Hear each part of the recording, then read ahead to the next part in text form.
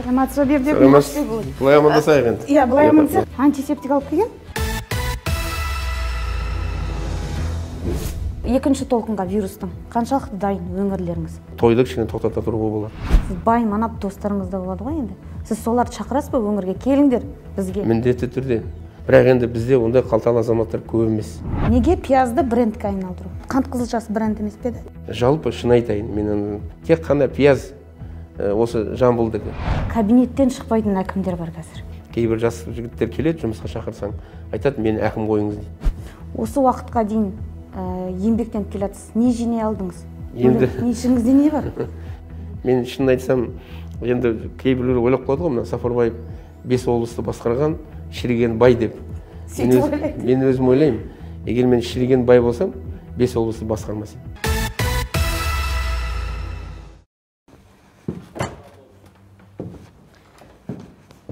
Саламатсыз ба Бердібек? Ашбекұлы. Былай амандасайық енді. Иә, былай амандасайық. Мен сізбен антисептик алып келген. Сіз екеуміздің амандасуымыз тәсіліміз болсын. Жарайды. Сақтық шарасы үшін. Рахмет. Біз сізге қайдан білесіз, сырттан келдік деген сияқты. Астанадан келдік. Сақтықта қорлық жоқ дейді. Иә, дұрыс. Мен сізге алдымен бір-екі сұрағымды қойсам. Жарайды. Жалпы қазір амандасу тәсіліңіз қалай өзгерді? Маскалық өмір қалай болып жатыр? Үлкен кездесулер болмайды. Негізінен көп мынау жиындар, кездесулер онлайн режимде болады. Бізде барлық жермен байланыс бар. Амандасу енді былай қылып амандасамыз. Сосын жаңа сіз сияқты қолымызды антисептикпен міндетті түрде. Жалпы Астананы сағынбадыңыз ба? Суық жақтан бірден ыстық жаққа климат қалай болып жатыр деген сияқты. Елорданы сағынбайтын адам жоқ шығар енді. Сондықтан әрине сағынасың, бірақ енді маған енді былайша айтқанда үйреншікті. Өйткені себебі енді көп өңірлерде қызмет істегеннен кейін сол әр өңір мен үшін өзінше ыстық, өзінше бір ерекшеліктері бар.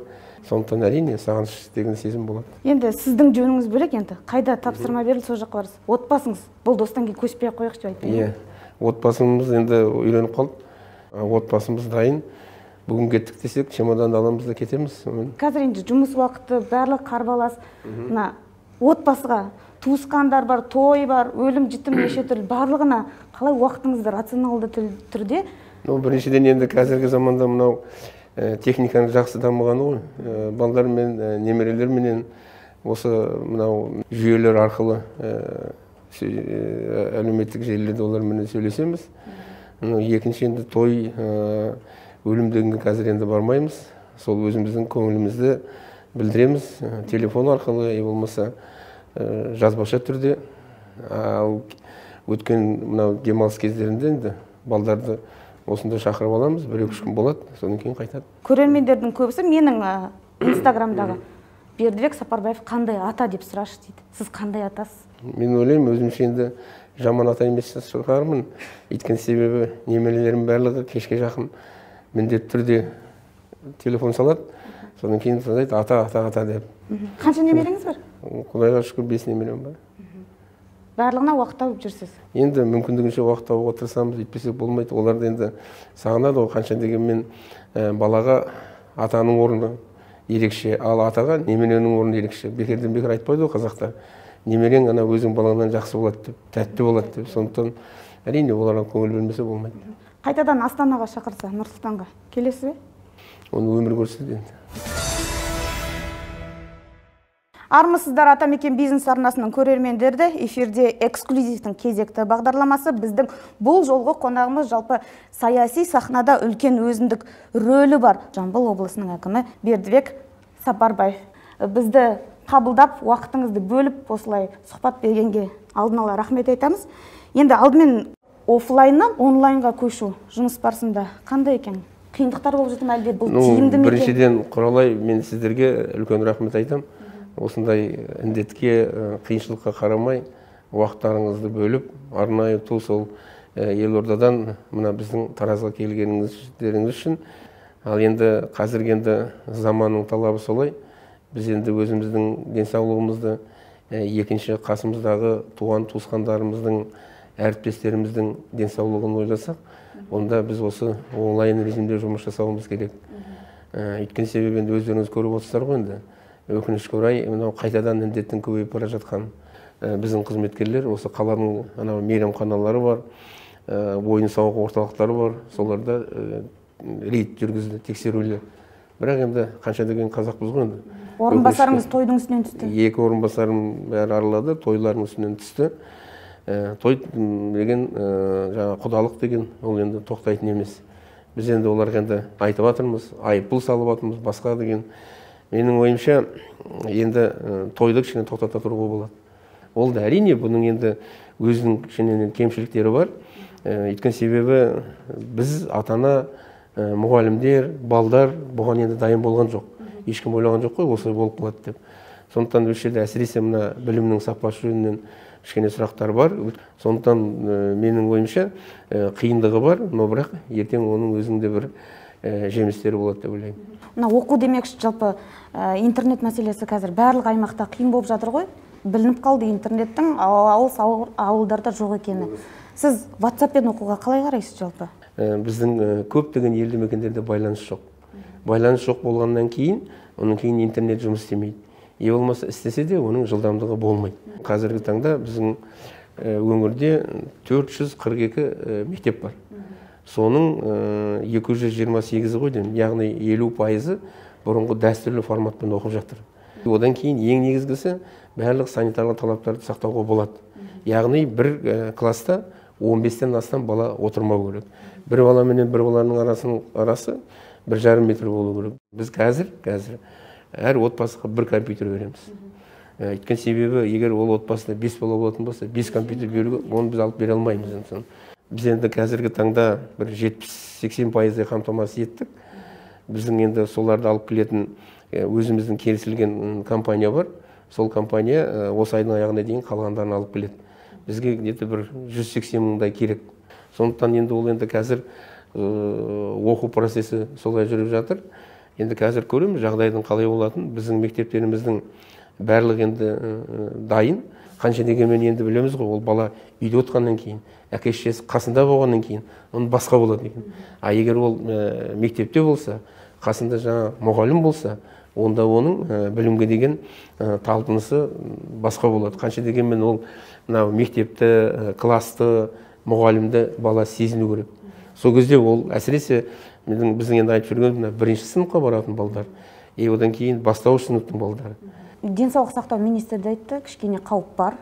Егер екінші толқын болатын болса, бәлкім желтоқсан мен қаңтар айы жабылып та қалуы мүмкін, мүлдем деді. Екінші толқынға вирустың қаншалықты дайын өңірлеріңіз? Қазіргі таңда негізгі керек дәрілердің бізде 1,5 айлық қоры бар. Бірақ біз сол компаниямен жұмыс істеп жатырмыз. Олар қазір бізге тағы да алып келу керек. Тапсырма бойынша бізде ең кем дегенде 2 айлық қор болу керек. Мысалы, бірінші толқын болған кезде, әсіресе мынау шілде, тамыз айларында аурудың көп болғаны, қайтыс болғандардың көп болғанының ең бірінші себебі бізде дәрі-дәрмектің жетіспеуі. Сондықтан біз енді айтылды ғой, біз сол кемшілікті ескеруіміз керек, одан бір нәтиже шығаруымыз керек. Оған қосымша біз енді өзіміздің мынау демеушілеріміз бар. Екінші мәселе, ол сол ертең мынау ауырғандарды, жұқтырғандарды жататын төсек орын. Біз қазір 2530 төсек орын дайындап қойдық. Біз 2 аурухананы, біреуі осы қалада, бұрын онда не болған, роддом болған, соны қазір толығыменен күрделі жөндеуден өткіздік. Қазір оған керекті құрал сайман жабдықтың бәрін алып келеміз. Қалғаны біз қазір бұйыртса сол келесі мынау қараша айында толығымен аламыз. Аурулардың көбісі ауылда емес. Ауылда көп ауырмайды. Өйткені далада жүреді, ода ешқандай бір не жоқ. Ауыратындардың көбісі мынау енді қалада. Қаладан көп шоғырланған. Қаладан көп шоғырланған жерде, сондықтан біз оны екі ескеруіміз керек. Тағы бір мәселе, енді өзіңіз білесіз, мынау күз айында бізде анау нелер тұмаулар басталады. Жануарда да тұмау басталады, адамда да тұмау басталады. Ал соны алдын алуымыз керек. Алдын алу үшін екпені өткізуіміз керек. Біз қазір енді министрліктен 230 мың ғой деймін, сондай жаңа не алдық, вакцина. Қазір біз жалпы мынау өңір халқының 20%-ын екпеден өткіздік. Енді біз ол жұмысты ары қарай жалғастырып жатырмыз. Бір сөзбен айтқан кезде біз қазір барлық мүмкіншілікті пайдаланып, мына екінші толқынға дайындалуымыз керек. Жалпы біз енді ол жөнінде әрдайым есеп береміз, өзіміз мен тапсырма беремін. Барып көздеріңмен көріңдер. Жаңа айтқан қанша төсек бар, қанша құрал сайман жабдық бар. Анау складқа барыңдар, қанша дәрі-дәрмек бар. Қанша дегенмен біз білеміз, кейбір ой бар деп айта береді. Негізінде ертең қанша жоқ болады. Содан кейін мен айтамын, ол болмайды. Оның үстінде біз енді өттік қой, көрдік қой не болғанын. Сондықтан қазіргі жаңағы айтылған 1,5 айлық запас нақты складтарда, ауруханада, емханада, дәріханада болулар керек. Өңірде бизнес қазір қандай жағдайда? Жалпы айтар едім, енді жақсы деп айтуға да, жаман деп айтуға да болмайды. Өйткені себебі осы індетке байланысты, әсіресе мынау ресторандар, түнде істейтін клубтар, ойын-сауық орталықтары, олар қазір жұмыс істемейді. Онда да енді мыңдаған адамдар жұмыс жасайды. Олардың енді несі кәсіпкерлері қазір тоқтап тұр деп айтуға да болады. Бұйырса деп айтайық, 2-3 айда бұл енді барлығы бітетін шығар. Содан кейін сол жоғалтқан табыстарыңызды тауып аласыздар деп. Сіз келген кезде үлкен жиын өткізгеніңіз есімде? Қателеспесем ақпан кезде. Сол кезде сіз инвестиция туралы айттыңыз. Өңірге, жалпы бұл облыс өзі дотацияда отырған облыс қой. Сіз инвестиция тартуға осы пандемия жағдайында бұл қалай атқарылып жатыр осы мәселе? Өте жақсы сұрақ Құралай. Ол жөнінде әрдайым тәуелсіздік алған күннен бастап елбасы айтып келе жатыр. Ол тек қана Қазақстан үшін емес, әрбір мемлекеттің бірден-бір дамуы оның экономикасына байланысты, халықтың жағдайының жақсаруы. Ал экономиканың дамуы, сол экономикаға салынатын инвестицияға байланысты. Егер өзіңде қалталы азаматтар көп болса, олар салса, ол жақсы.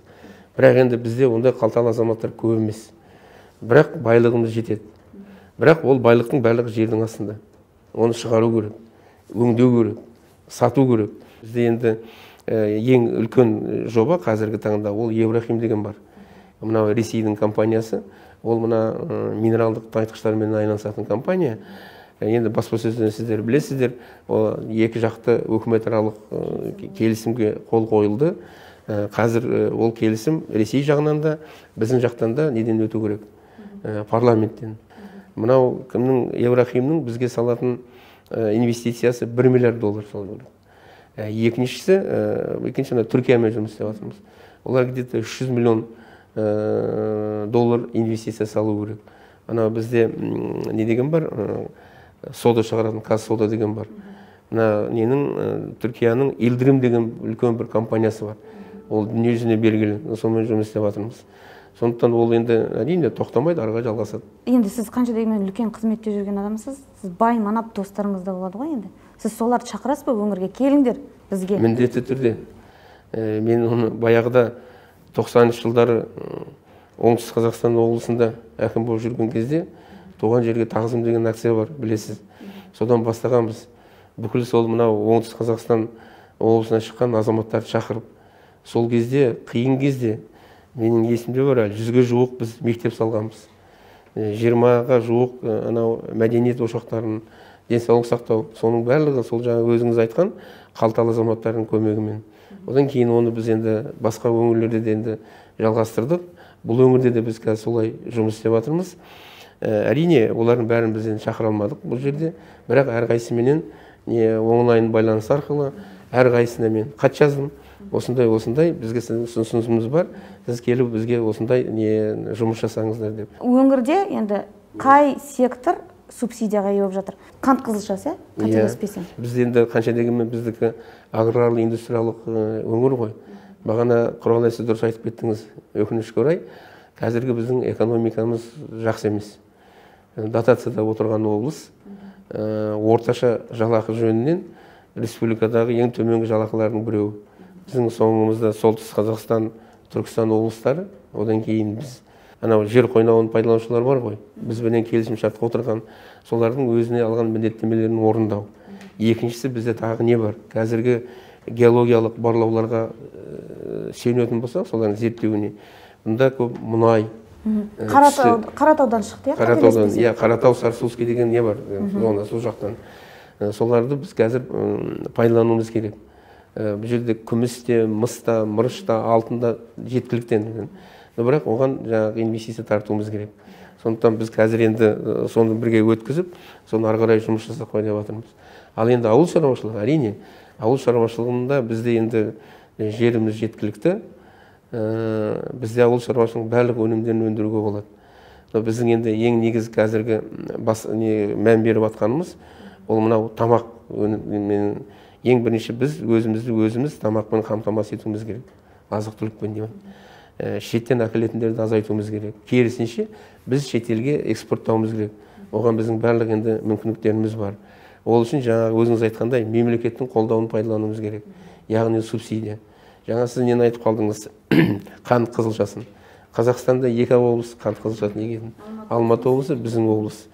Енді қазір біз 2 облыс бірігіп, где-то бір 56-57% ғана Қазақстанда қантпен қамтамасыз етеміз. Ал 100% қамтамасыз етуге біздің барлық мүмкіндігіміз бар. Ол үшін бірінші жаңа айтқан мемлекеттің көмегін пайдалануымыз керек. Екінші біздің өзіміздің. Мысалы біз қазір әрбір килограмм қант қызылшасына өзіміздің жергілікті бюджеттен 12 тиын төлейміз. 8 тиын мемлекеттің есебінен төленеді. Сонда 20 тиын төлейміз. Ол анау қызылшасы үшін әрине үлкен көмек. Екінші бізге жаңа технология енгізуіміз керек. Бізде 2 қант заводы бар. Меркеде, Таразда. Бірақ екеуі де ескі заводтар. Технологиясының бәрі ескі. Яғни бір сөз айтқан кезде шығын көп. Ол екеуінде болдық, көрдік, қазір енді жұмыс істеп жатырмыз. Түркия мемлекетіменен, мына көрші Қырғызстанмен қазір жағдайларына байланысты қосымша қазіргі заманның талабына сай қант заводтарын салсақ деген. Бізде мынау Шу ауданында арнаулы экономикалық аймақ салынған. Ол жерде барлық инфраструктура бар. Жылуы да, суы да, басқасы да. Сол жерден қазір мынау Қызылша деген акционерлік компания бар. Ол жартылай шетелдің азаматтары, жартылай біздің өзіміздің қазақстандықтар. Солармен де қазір жобамыз бар. Осы биыл жылдың аяғына дейін бастауымыз керек қант заводын салу жөнінен. Сол кезде жаңа шығындар азаяды, басқа да нелерді шығаруға болады. И одан кейін әрине біз өнімділікті көбейтуіміз керек. Биыл бізде қант қызылша өте жақсы болып жатыр.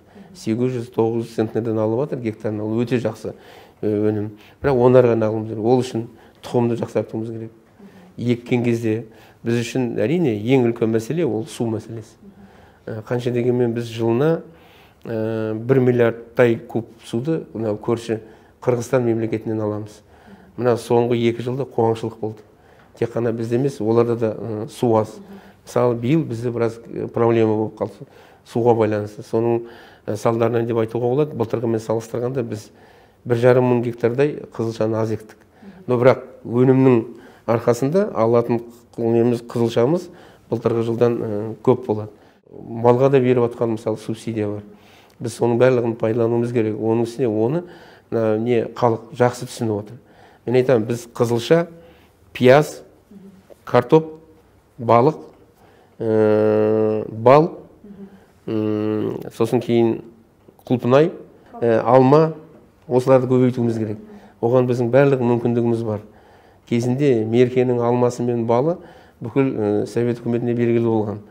Біз енді мына балық деп айтып қалдым. Жақында үкіметтің басшысы Шардарада бір жақсы жиын өткізді. Осы балықты дамыту жөнінен. Жалпы Қазақстанда балықты дамытатын барлық мүмкіндік бар. Біз енді қазақпыз ғой, ет жей береміз таңертеңнен кешке дейін. Соны жартылай балыққа ауыстырсақ, басқа болар еді. Батыстағылар балық бешбармақ жейді дейсің ғой. Иә, ол енді анау батыстағылар ғой, фиш бешбармақ деп жейтіндер. Сондықтан қазір біз соған жұмыс істеп жатырмыз. Анау Алматы облысындағы сияқты форель. Қазір біз 22 мысалы тау өзенін анықтадық. Сол жерден балығы форельді асыраймыз. И қасынан демалатын орын жасаймыз. Жақсы келеді адамдар демалады, бала шағасымен демалыс, екінші жағынан балықты көбейтеміз. Осындай ауыл шаруашылығының салаларын қолдап көбейтуіміз керек. Меркі демекші, есіңізде болар, сіз келген кезде жаңа үлкен жиыннан кейін сізге бір топ шаруалар келіп өздерінің базын айтты. Біз қант зауытына қант өнімімізді өткіземіз, бірақ ақшалығымен. Осы мәселе қалай шешілді кейін? Ол мәселе қазіргі таңда толығымен шешілді деп айтуға болады. Өкінішке орай бұл жаңа заводтар айтып отқан сол көбейтуіміз керек. Үйтпесек болмайды. Монополия болғасын солай болады.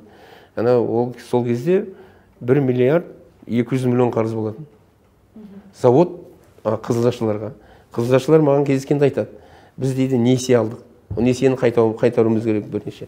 Екінші бала шағамызды асырауымыз керек. Барлығы қызылшаның барлығын өткіздік ана заводқа. Олар бізге ақшаны бермейді. Соны біз оларменен жиі кездесіп, қазіргі таңда олардың несін қарыздарының барлығынан негізінен құтылды. Бірақ біз былай деп келістік. Қазір қайтадан қызылша қабылдап отыр ғой. Оларменен жеке әрқайсысы договорға отырды. Ертең алғаннан кейін қызылшаны мынау жаңа жылдан қаңтар айынан, ақпан айынан бастап ақшасын төлейсің. Енді жаңа сіз пияз деп айтып қалдыңыз, сіздің бір идеяңыз бар, маған ұнайтын, білмеймін, жеке басқа кім. Пиязды осы Жамбыл облысының брендіне айналдырайық деген. Бұл идеяны кішкене толықтырып айтыңызшы. Неге пиязды брендке айналдыру? Қызылша бренд, қант қызылшасы бренд емес пе еді? Өйткені себебі біз пиязды көп егеміз. Пиязды қазірде неге экспортқа шығарамыз? Біз оны көбейтуіміз керек. Одан кейін Қазақстандағы мынау жері пиязға бейімделген осы Жамбыл облысы. Екінші, бұл жердің дихандары мынау ауылдың үйренген. Сосын кейін бұрын айтады, тек қана доңғандар қызылша кетті, пиязы кетті, басқа екпейді, жоқ, ондай емес. Мына азаматтар біледі, жақында біз мынау Байзақ ауданында болдық. Сонда біреулер егіп жатыр екен, жинап жатыр пиязың бәрін. Сосын кейін барып мен сұрадым ғой, мынаны кім қой? Бір жігіт атын ұмытып қалдым кім. Мен дейді, мынаны кім екті? Өзің ектің ба? Жоқ, анау доңғандар шақырып екіздің ба деп. Жоқ дейді. Өзіміз ектік, баласыменен, басқасыменен қазір жинап жатыр, өнімі жақсы қазір. Одан кейінгі бұл жердің пияздың сапасы жақсы. Оны сақтауға болады. Бірақ біздегі қазіргі таңдағы үлкен бір проблемалардың біреуі сақтау қоймаларының аздығы. Біз қазір соған жұмыс істеп жатырмыз. Өйткені себебі қазір байқасаңыз, пиязды жақсы жинап жатыр. Бірақ бұл жерде үлкен мына машиналар тұр. Оның көбісі Ресейден келген. Олар қазір 40-45 теңгеден сатып алады. Арзанға сатып алады. Арзанға сатып алады. Сөйтіп алып кетеді өзіне. Сөйтіп өзіне сақтайды қыс бойы. Сосын ертең көктемде шығарады. Көктемде біз өзіміз соны 100 теңгеден сатып аламыз. Емесі там 150 теңгеден. Қазір енді біразын жинап жатыр, енді мүмкіндігі келгенше. Мен айтып жатырмыз. Қазір сатпау керек. Қазір жинап қою керек жақсылап.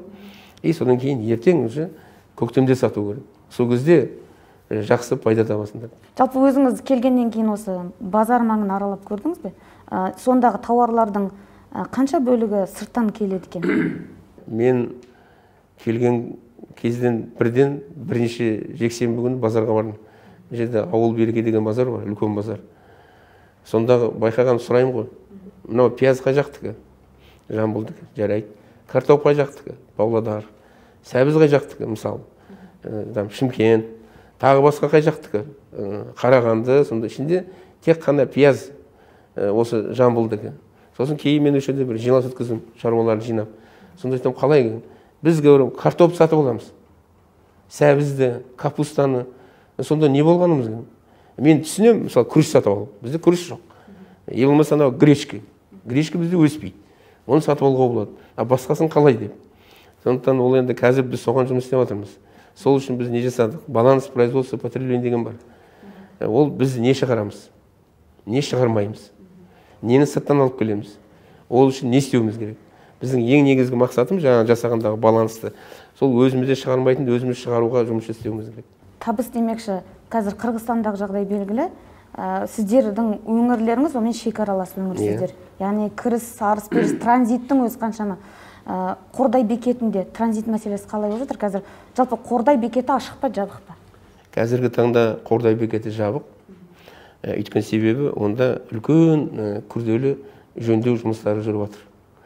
Бұйыртса деп айтайын, жылдың аяғына дейін ол толығымен бітеді. Өткенде өкімет басшысы келгенде өзі барып көрді, тапсырма берді. Қазір біз соған жұмыс істеп жатырмыз. Сол кезде ол жердегі бекеттің барлық несі қазіргі заманның талабына сай болады. Өткен себебі ана жерде көлік көп, ары бері жүретін, тұрып қалады көбісі. Ал өзі бізде 5 бекет бар Қырғызстанмен шекарада. Қазір енді 4-еуі жұмыс істеп тұр. Бірақ қазіргі мынау карантинге, одан кейін сол Қырғызстандағы болған жағдайға байланысты көліктердің өтуі азайды. Қазір тек қана жүк көліктері өтеді, кісілер өтуге тыйым салынған. Олар өтеді, егер мысалы қазақстандықтар ары қарай өтіп кетіп, бері қарай келетін болса, онда біз оларды өткіземіз. Басқасына қазіргі таңда тыйым салынған. Өйткені себебі енді қазір біз біліп отырмыз, мәлімет бар. Қырғызстанда да мына коронавируспен ауырғандардың саны кейінгі кезде өсіп бара жатыр. Осы кедергілердің бәрі бекеттегі салықтық түсімді қанша есеге азайтып жатыр? Жоқ, ол енді көп азайт деген не, ол көп азайтпайды, өйткені не көп та, оборот көп өтеді. Ертең ол бәрі өзінің қалпына келеді. Соңғы уақытта сіз, соңғы емес, жалпы келгеннен бері осы өңірдегі бүкіл ауданды аралап жүрсіз, жалпы онда халықтың тұрмысы қандай екен? Содан кейін газ, су, мына жарық мәселесі қаншалықты шешілген?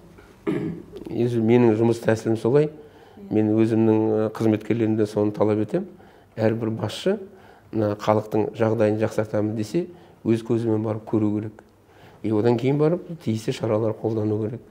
Менің сол енді барлық елді мекендерді аралап жүргендегі мақсатым сол. Жалпы шын айтайын, мен өтірік айтқан жоқ, жалпы халықтың жағдайы жаман емес. Жалпы. Әсіресе 12 мүшесі сау еңбек еткен адамдарға.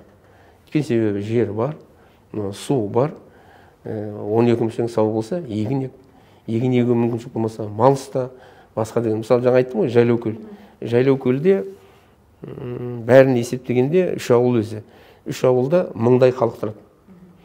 Мен ауылдың әкімінен сұрадым, қанша мал бар? 40 000-дай мал бар. Ірі қараны, ұсақ малда бәрін есептегенде. Ол деген сонда әр қайсысына, әр кішкентай баладан үлкен кісіге дейін 20-дан келіп отыр. Соны айтады, барлығы құмның арасында тұр, бірақ соған қарамастан жұмыс істеп жатыр. Малдың басын көбейтіп, сонымен күн көріп жатыр.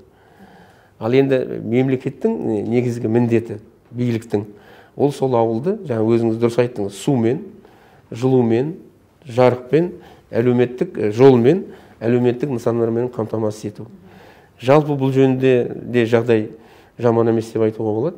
Мысалы, қазіргі таңда халықтың санына есептегенде ауыз сумен қамтамасыз ету 70%, газбенен қамтамасыз ету 74%.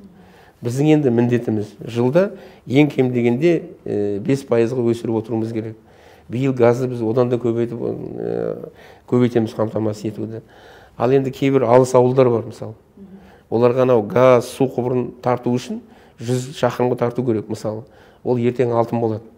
Сонда біз халыққа түсіндіріп айтып жатырмыз. Қазіргі таңда сіздерге біз газды, суды апарамаймыз. Бірақ ол деген сіз сузып отырамыз деген емес. Біз сіздерге скважина қоямыз. Екеу керек па, үшеу керек па, сол скважина арқылы су беріледі. Газды бұрынғы неменен, көмірменен, отынменен жағасыздар. Өйткені себебі ол енді газ құбырын апарғаннан кейін халық газ сатып алу керек қой. Ол масқара қымбат болады. Ал енді жаңағы Қордайға байланысты қазіргі осыған дейін Қордайда, мен бір ауданды мысал келтірейін, халықты газбен қамтамасыз ету 47% болған. Биыл жылдың аяғына дейін 95%-ға жеткіземіз. Бірінші біздің мынау өткешеге Қаракемір, Масанши, Сортөбе, Ауқатты, одан кейін Бұлар Батыр, мына жағында Қарасу, Өтеген деген елді мекендер бар. Қазір газ құбырының құрылысын барлығын біз бітірдік, 73 шақырым. Қазір кеше емес, 15-ші осы қазан күні, жаңағы Қарасу менен Өтегеннің 80 үйіне газ бердік. Бұйыртса, жылдың аяғына дейін барлығына газ береміз. Екінші мына жағы, Отар жағы, Атар жағы. Атар, Гвардейскі бар. Сол жерге қазір ұзындығы 175 шақырым. Газ құбырын қазір бір 10 шақырымдай қалды. Оны бітіреміз. Агресті салып жатырмыз. Оны да осы қараша айында бітіреміз. Яғни біздің енді мақсатымыз желтоқсанда о жақта да толығымен газбенен қамтамасыз ету. Біз үшін ең үлкен мәселе Мойынқұм ауданында газ жоқ. Жаңатаста газ жоқ. Өткенде ол жерге бардық, халықпен кездесіп бәрін түсіндіріп айттық. Шудан Мойынқұмға газ тартуымыз керек. Қазір ол жұмыс басталды. Енді қазір біз өкіметпен жұмыс істеп жатырмыз, қосымша қаржы алу жөнінен. Жаңатасқа жаңа айтып кеттім ғой, Еврахим. Сол Еврахимнің көмегіменен қазір агресті салуды бастадық. Осы биыл асып кетсе, ендігі жылдың басында оны бітіреміз. Содан сол агрестен ары қарай Жаңатасқа газ құбырын тартамыз.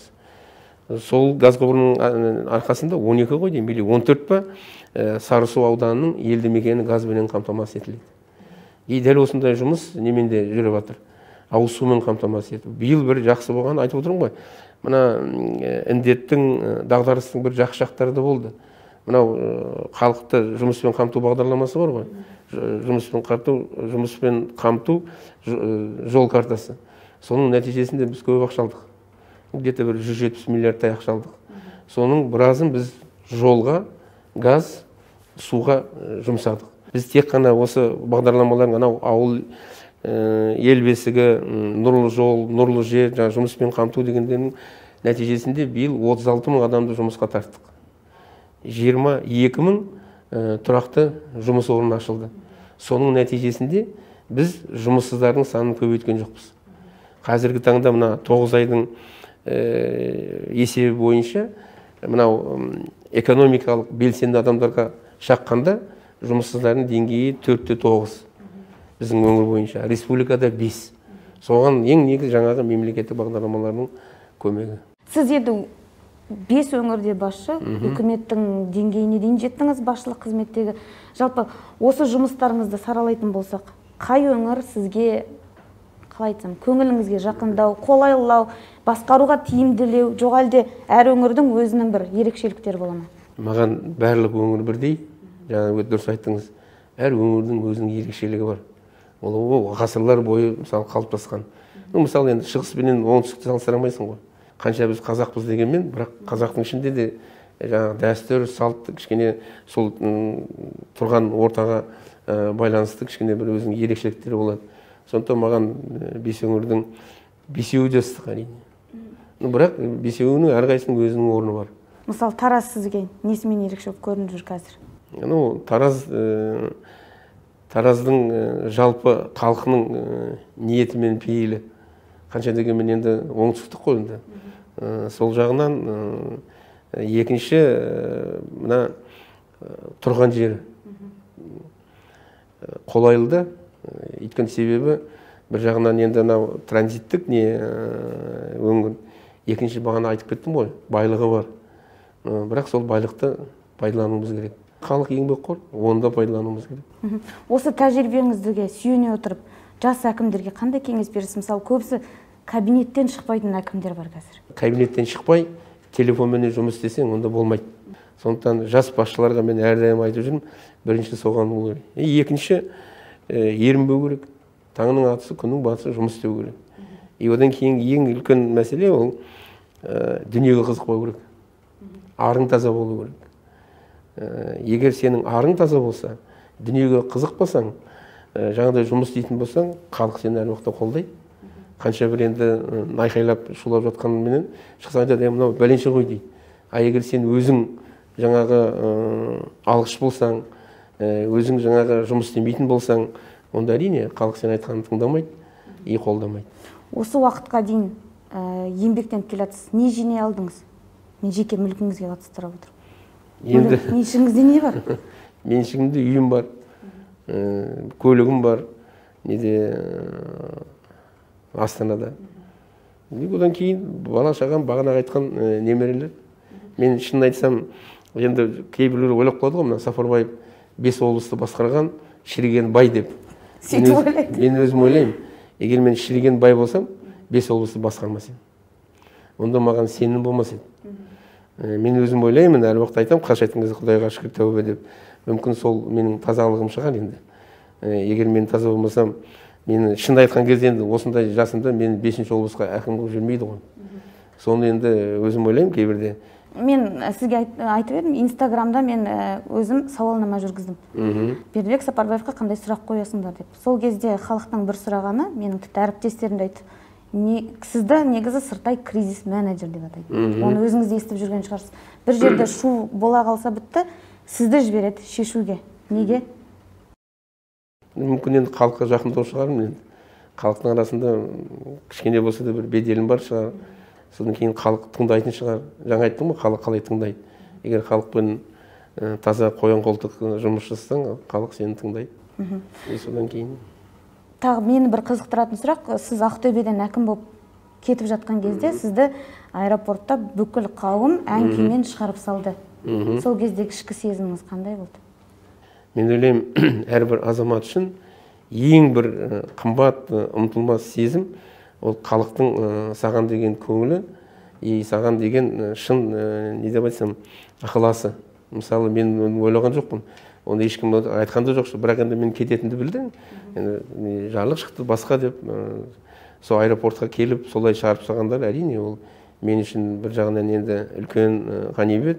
Одан кейін өзіңе ешкімден айтасың да, мынау кішкентай болса да еңбегімді мынау ақтөбеліктер бағалап жатыр ғой, сөйтіп мені шығарып салып жатыр ғой деп. Бекер жүрмеппін. Бекер осы 3,5 жыл мен Ақтөбеде жұмыс істедім.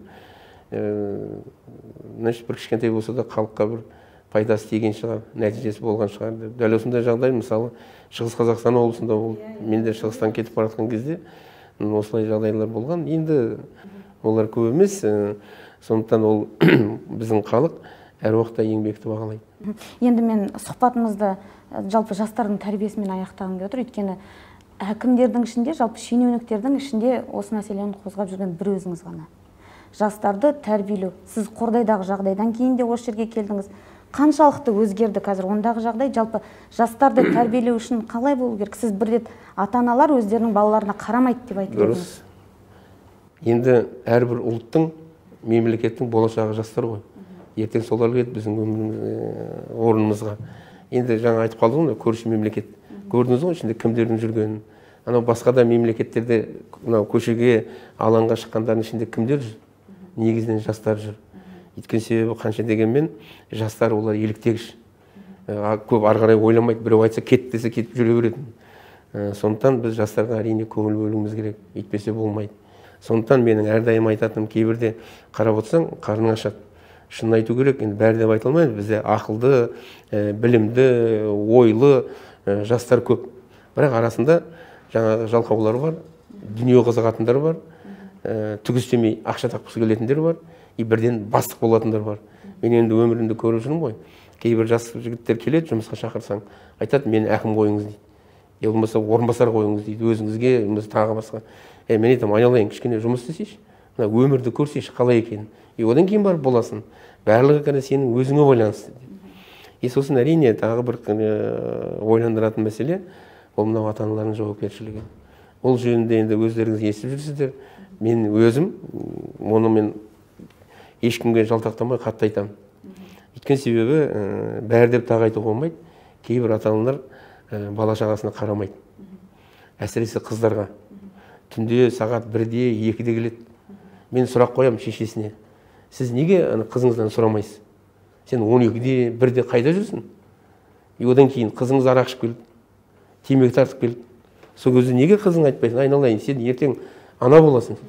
Сен арақ ішіп келдің, темекі тартып келдің. Болмаса сіздің қызыңыз бір-біріменен шашын жұлып төбелесіп жатады. Оны көрсетіп жатады әлеуметтік желілерде. Сіз неге соған айтпайсыз? Неге сұрамайсыз? Неге дұрыс тәрбие бағыт бермейсіз деп. Сондықтан енді ата-аналардың жауабы қандай болады сондай кезде? Жауап жоқ қой. Вот мен білмей қалдым, байқамай қалдым. Мысалы енді алыс кетпей қояйық, бүткендегі анау біздің Қасқабұлақтағы болған жағдай. Сонда енді сосын ертеңіне мен сол ата-аналармен кездестім. Әдейі шақырдым ата-аналарды. Ана Қасқабұлаққа шақырттым. Курттармен бірге әдейі шақырттым. Содан кейін ал енді айтыңыздар. Жылайды. Мен едім кеш жылап отырсыз. Ертерек ойлану керек еді. Әрине, мүмкін кейбіреулерінің ана балдарына қарауға, тәрбиелеуге мүмкін уақыт болмайтын шығар. Жалғыз басты әйелдер бар, түсінуге болады. Ол жағында ойлану керек. Но бірақ жалпы ата-аналардың жауапкершілігін күшейтпей болмайды. Біз енді көбіне әсіресе мектепте айналымыз, анау мұғалім бар ғой, мектеп бар ғой, болды. Ол болмайды. Қай уақытта келді, қай уақытта кетті, сабағын оқыды ма, оқымады ма, білім алды, соны ойлауымыз керек қой.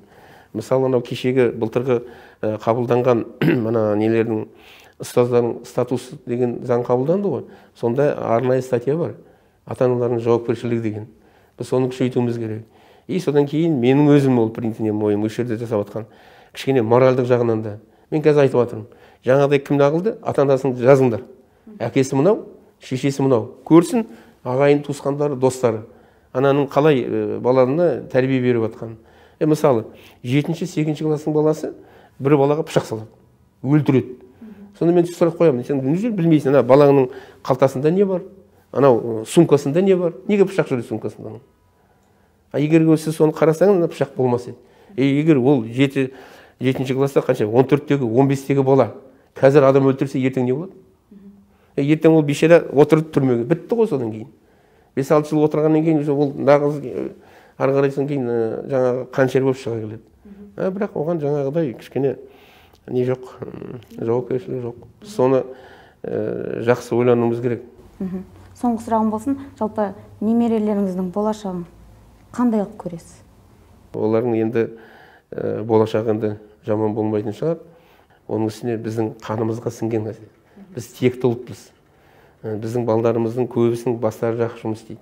Қазір қарасаңыз, бар Америкадан бастап мына Қытайға дейінгі үлкен университетте де біздің балдарымыз өздері оқып жатыр.